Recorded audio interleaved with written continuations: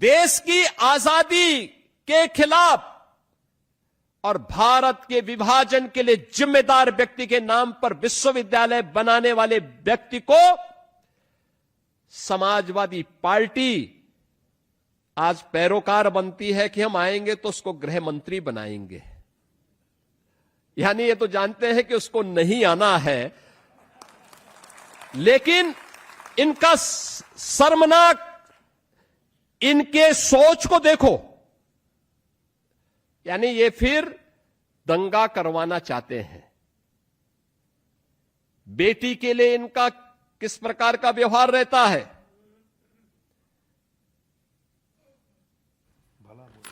अब योगी जी को तो मौका मिला, ये तो ऐसी बॉल है जिस पर उनको मारना ही था, छक्का उन्होंने मारा।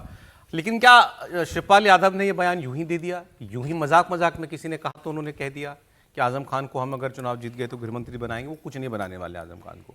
आजम खान के साथ खड़े होना होता तो कितने चक्कर जेल के लगाए, अखिलेश यादव कितनी बार गए और आज वो शिवपाल यादव तय भी नहीं कर सकते कि कौन गृहमंत्री बनेगा शिवपाल यादव। लेकिन क्या इससे कोई नुकसान हो रहा है समाजवादी पार्टी का? मैं नहीं मानता। इसका उदाहरण केवल एक है, मतलब मेरे पास एक ही प्रमाण है। अभी जब एफसीआरए बिल पर पार्लियामेंट में चर्चा हो रही थी तो वो जब जेपीसी को बिल दिया जा रहा था तो कांग्रेस पार्टी और समाजवादी पार्टी दोनों ने एक ही भाषा में उसका एतराज किया। एक भाषा में खड़े हुए केसी वेणुगोपाल तुरंत कहा कि दिस इज एंटी माइनॉरिटी, क्योंकि वो अंग्रेजी बहुत ज्यादा बोलते हैं। फिर अखिलेश यादव तुरंत खड़े हुए 2 सेकंड के बाद उन्होंने कहा बीजेपी आज तक ऐसा कौन सा बिल लेकर के आई है जो एंटी माइनॉरिटी ना हो।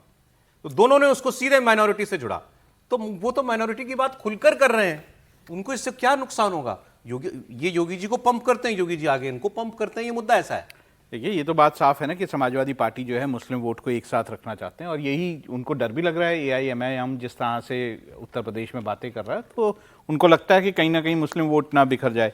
अब वो इनके लिए बात कर रहे हैं तो अजीब लगता है कि ऐसे व्यक्ति को गृह मंत्री आप बनाना चाहते हैं जिसके ऊपर 84 मुकदमे हों, जिसको एमपी एमएलए कोर्ट ने जो है 10 साल की सज़ा सुनाई हो। तो थोड़ा अजीब बातें जरूर हैं, लेकिन क्या जनता इसको नहीं समझेगी? मुझे नहीं लगता कि जनता इस तरह की हरकतों को जो है वो समझ नहीं पाएगी। तो नहीं बोल दिया ना शिवपाल यादव ने? नहीं, शिवपाल यादव ने अपनी कोशिश की है। मैंने आपको उसका बताया कि वो मुस्लिम वोट को एक साथ रखना चाहते हैं, उसके लिए कोशिश। मुझे जरा सोच के देखिए, मतलब यूपी जैसे प्रदेश में आजम खान गृहमंत्री कह रहे हैं। शिवपाल ने अगर ये बयान ने बहुत अच्छा किया है, ये बयान भारतीय जनता पार्टी के काम आएगा बिल्कुल। और आपको ध्यान होगा कि पिछली दफा भी जब चुनाव हो रहा था तो माना जा रहा था कि बहुत समाजवादी पार्टी और भारतीय जनता पार्टी के बीच में बहुत टक्कर है, नेक टू नेक फाइट है उत्तर प्रदेश के अंदर। और जो भारतीय जनता पार्टी के उस समय के जो सोर्स थे वो बताते थे कि प्रधानमंत्री जी की मुलाकात हुई थी योगी जी से और यही आकलन चल रहा था कि we will be close to the majority but probably will not be. ये उस समय की बातें इस प्रकार की चल रही थी। सच्चाई इसमें क्या है नहीं है, लेकिन आपको ध्यान में होगा कि उस समय मुसलमान कुछ नौजवान लड़के निकल के आए और थानों को धमकाने लगे, थानेदारों को धमकाने लगे, चौराहों पर धमकी देने लगे कि भैया को आ जाने दो। भैया मतलब तो अखिलेश भैया ना, वो मुख्तार अंसारी के बेटे ने तो भैया को आ जाने दो। तो उसको एक सेंटेंस ने पूरा पाया काया पलट कर दिया।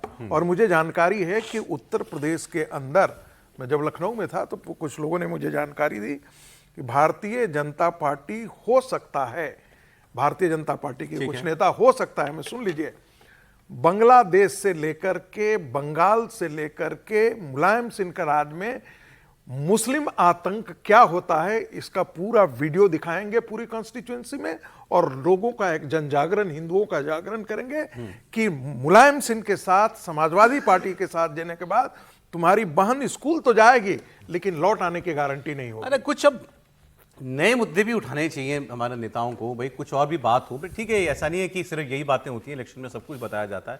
योगी जी सरकार में तो अपना काम भी बता पाएंगे। मैं तो अखिलेश जी के लिए भी कह रहा हूं, अखिलेश जी के लिए ऐसा नहीं कि ऐसे बोलने वाले लोग नहीं मिलते कि 5 साल में उन्होंने कोई काम नहीं किया, मतलब काम किया उन्होंने, ऐसे बोलने वाले लोग मिलते हैं। ये उन 5 सालों में ठीक ठाक काम भी हुआ था, बाकी आरोप अपनी जगह पर हैं। लेकिन फिर चुनाव में उसी राह निकल चलते हैं, फिर पीडीए, फिर वही मतलब 80-20।